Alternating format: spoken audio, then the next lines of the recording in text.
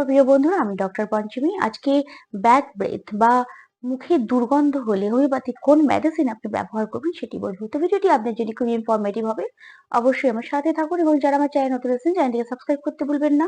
Notification bell আইকনটিকে press করে দেবেন যাতে পরবর্তী যে কোনো ভিডিও আপডেট সবার আগে আপনার কাছে আসে।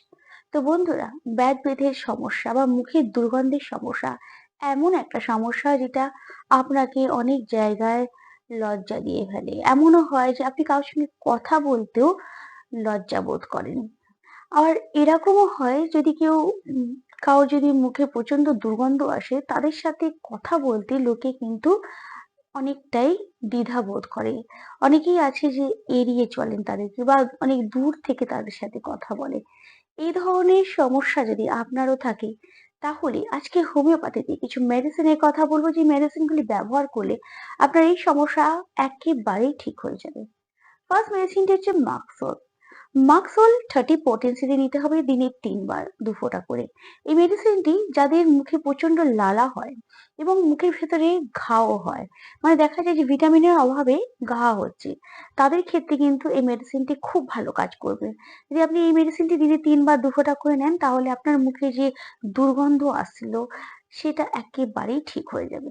নেক্সট মেডিসিনটি হচ্ছে নাক্স ভূমিকা। যদি অনেক মশলাদার খাওয়ার ফলে আপনার বদহজমের সমস্যা হয় এবং তার সাথে যদি মুখে দুর্গন্ধ আসে, সেক্ষেত্রে নাক্স ভূমিকা একটি খুবই এফেক্টফুল মেডিসিন। এই মেডিসিনটি রাত্রে শোয়ার আগে 1 ফোঁটা নিন, দেখবেন আপনার মুখের দুর্গন্ধ একেবারেই ঠিক হয়ে গেছে। নেক্সট মেডিসিনটি হচ্ছে কার্বোভেজ। কার্বোভেজ যাদের বদহজমের সমস্যা প্রচন্ড হয়, মানে হজম শক্তি অনেক কম, পেট ফুলে থাকে এবং তার সঙ্গে মুখে প্রচন্ড দুর্গন্ধ আসে, তাদের ক্ষেত্রে কার্বোভেজ 30 পটেন্সিতে দিনে 2 বার 2 ফোঁটা করে নিন। খুব এফেক্টফুল মেডিসিন, খুব ভালো কাজ করবে। নেক্সট মেডিসিনটি হচ্ছে পালসাটিলা। পালসাটিলা মেডিসিনটি তাদের জন্য খুব ভালো কাজ করে যাদের মুখের ভেতরটা একদম শুকিয়ে যায়, এবং শুকিয়ে যাওয়ার পরে যদি দেখেন যে মুখে প্রচন্ড দুর্গন্ধ আসছে, তাদের ক্ষেত্রে কিন্তু পালসাটিলা খুবই এফেক্টফুল মেডিসিন। এটিও 30 পটেন্সিতে দিনে 1 বার আপনি নিন, 2 ফোঁটা করে, দেখবেন আপনার এই সমস্যা আস্তে আস্তে ঠিক হয়ে গেছে। এবং নেক্সট মেডিসিনটি হচ্ছে হেপার সালফার। হেপার সালফার তাদের জন্য খুব এফেক্টফুল যাদের প্রচন্ড সর্দির সমস্যা থাকে এবং গলায় প্রচন্ড ব্যথা হয়, টনসিলের সমস্যা থাকে এবং যার জন্য মুখে প্রচন্ড দুর্গন্ধ আসে।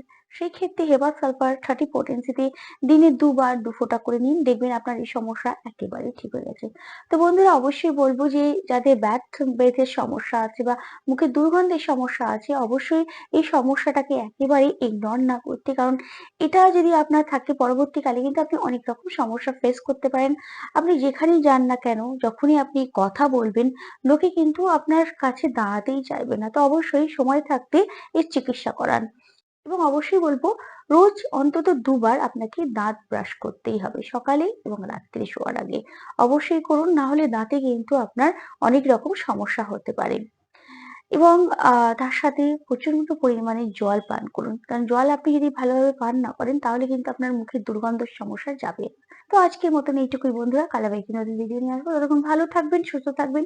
ভিডিওটি ভালো লাগলে অবশ্যই একটি লাইক দিতে ভুলবেন না এবং ফ্রেন্ড আর ফ্যামিলির সাথে শেয়ার করতে ভুলবেন না। নমস্কার।